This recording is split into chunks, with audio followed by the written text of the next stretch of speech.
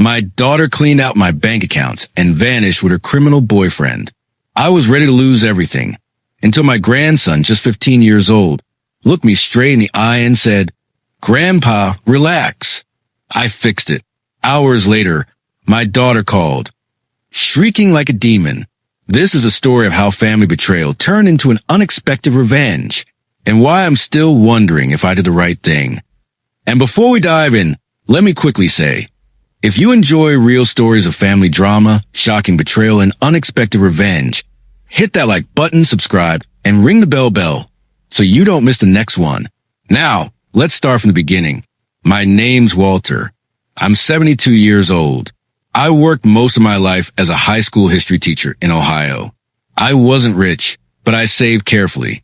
Every paycheck, every bonus, every side tutoring gig, I put away, not for me, but for my family, for my daughter, Lily, and most importantly, for my grandson, Ethan. See, Lily was never good with money. She always had a taste for expensive things she couldn't afford.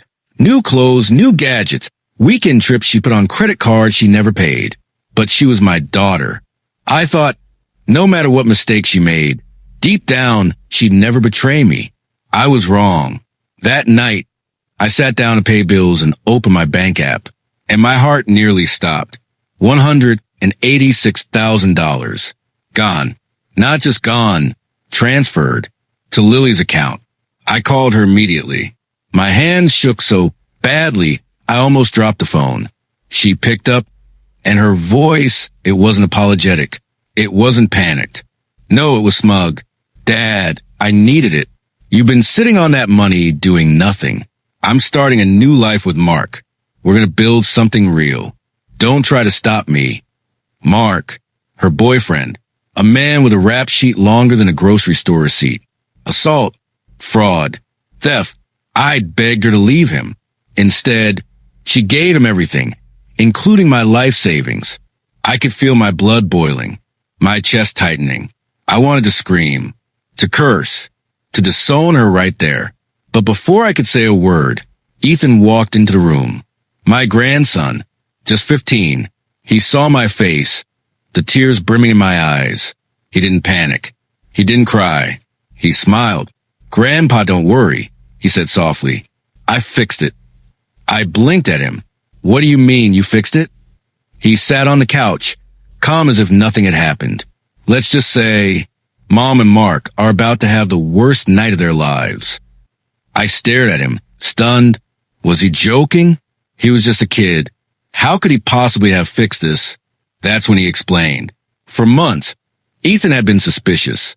He'd noticed Lily sneaking around at night, whispering on the phone, hiding bills. He knew something was coming, so he prepared. "Grandpa, remember when you gave me your online banking info to help you set up autopay?" I nodded slowly. Well, I used that to create a backup account, a safety net. Every time Mom tried to move money, I rerouted it. I frowned. "Rerouted it? How?" He shrugged like it was nothing. "I set up a dummy savings account in your name. When she transferred the money, it looked like it left, but really, it landed safely in the vault I built." I stared at him in shock. You saved the money?" He grinned. "All of it. Every penny." My knees nearly buckled with relief. My life savings wasn't gone, but Lily thought it was. And Ethan wasn't finished. That's not all. I've been collecting evidence. Screenshots of her texts with Mark, emails, even recordings of phone calls. If she tries to play the victim, we've got everything. I sat there, speechless. My grandson, just 15 years old, had outsmarted his own mother. It was just past midnight when the phone rang. I picked up. Lily's voice burst through the speaker, shrill, panicked, unhinged. "Dad, something's wrong. Mark's furious. The money, it's gone. Where is it?" Her voice cracked, hysterical. "Dad, answer me. Where's the money?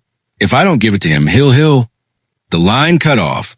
I sat frozen, the phone still pressed to my ear.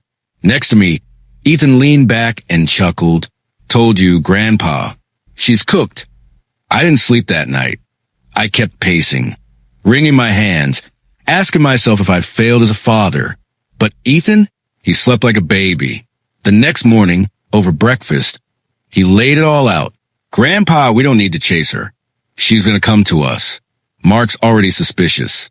She can't explain where the money went. By tonight, she'll be banging on our door. I shook my head. Ethan, this is dangerous.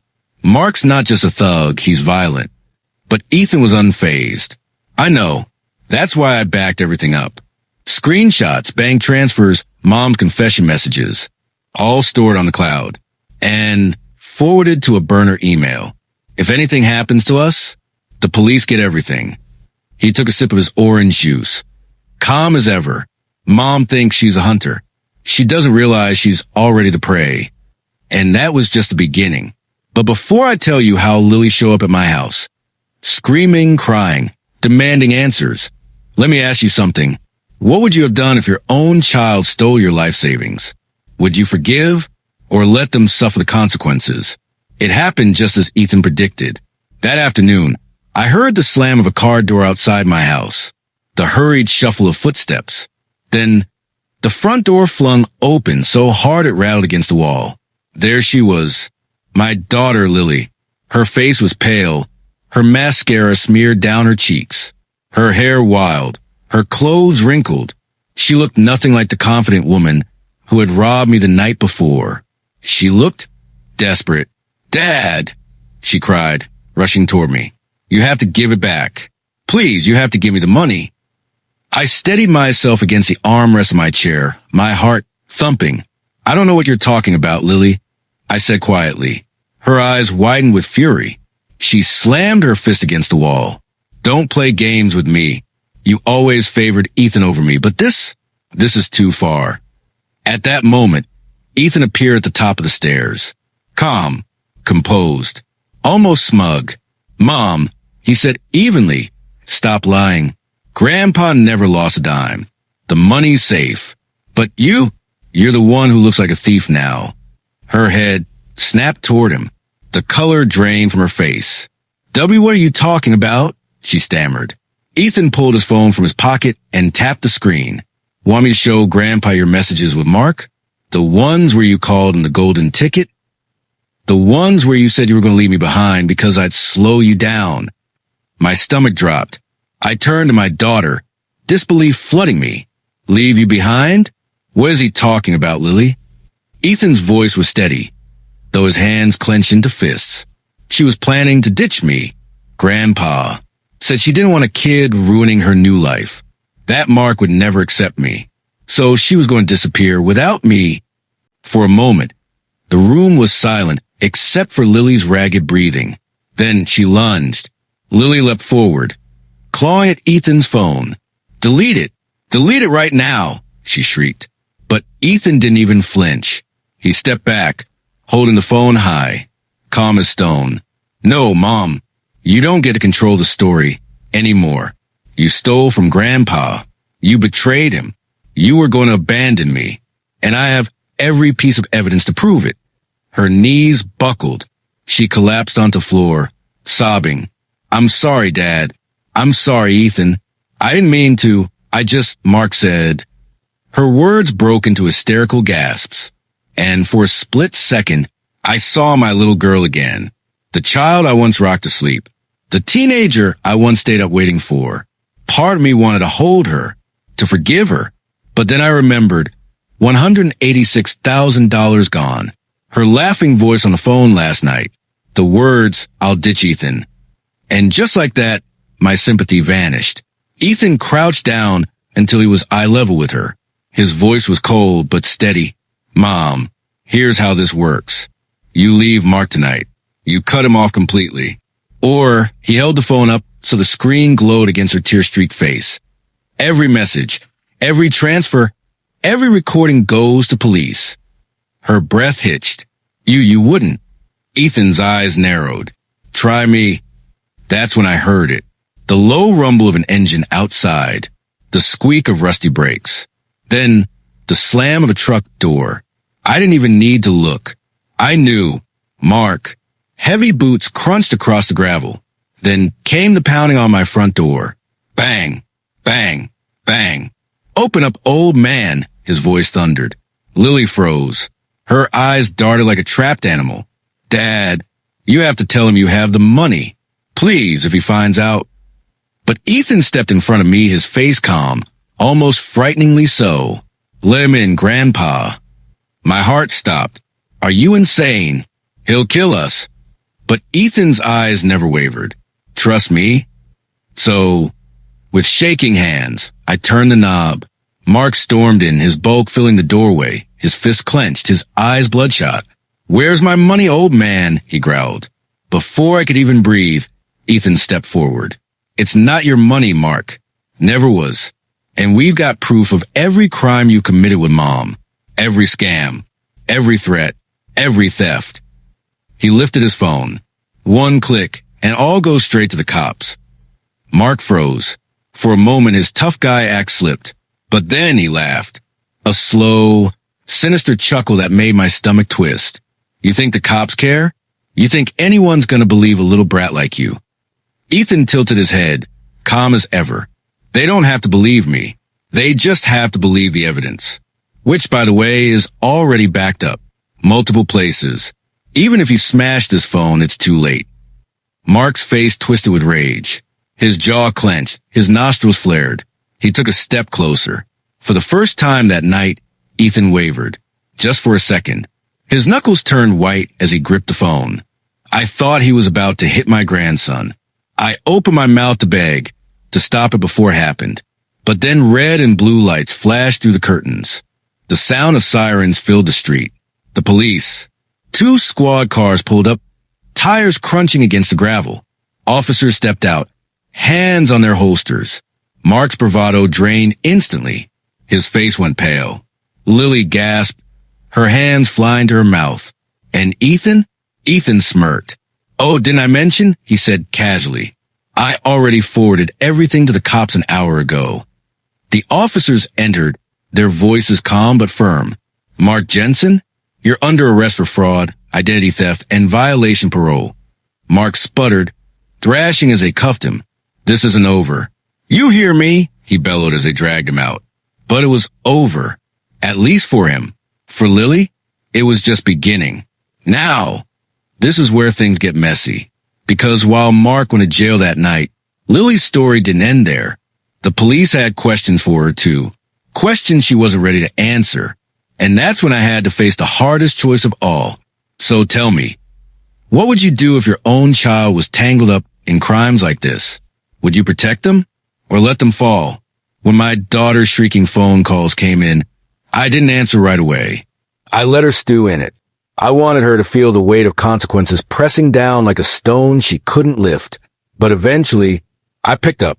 Dad! She screamed, her voice raw, panicked, like a cornered animal.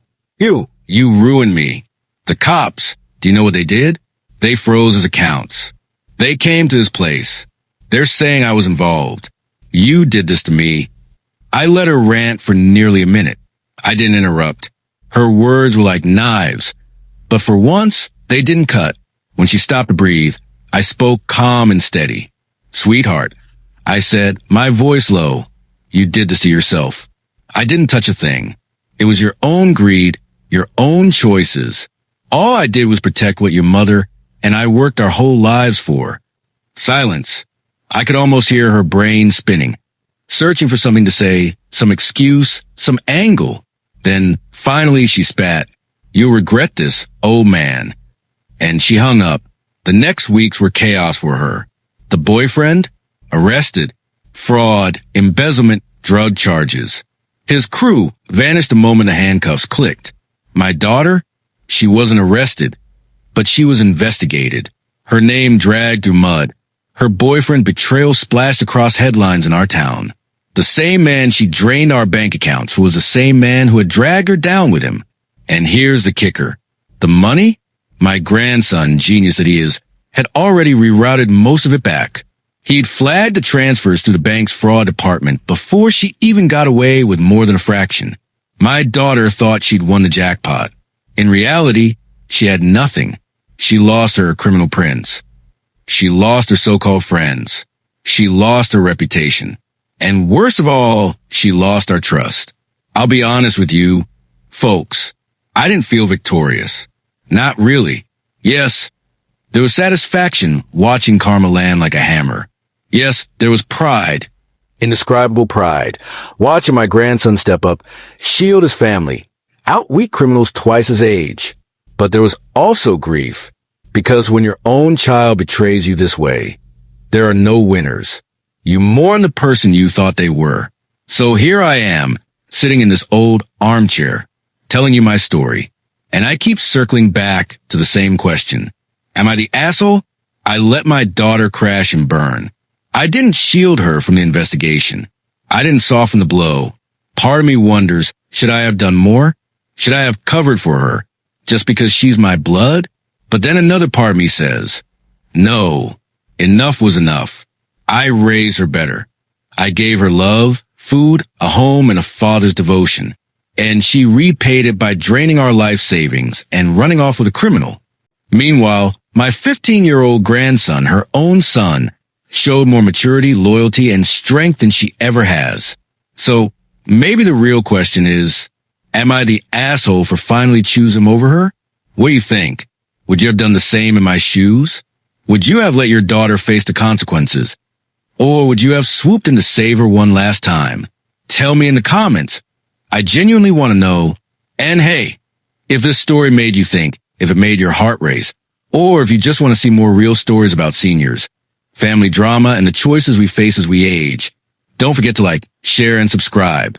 Because every family has secrets. Every parent has regrets. And sometimes the truth is stranger and darker than fiction.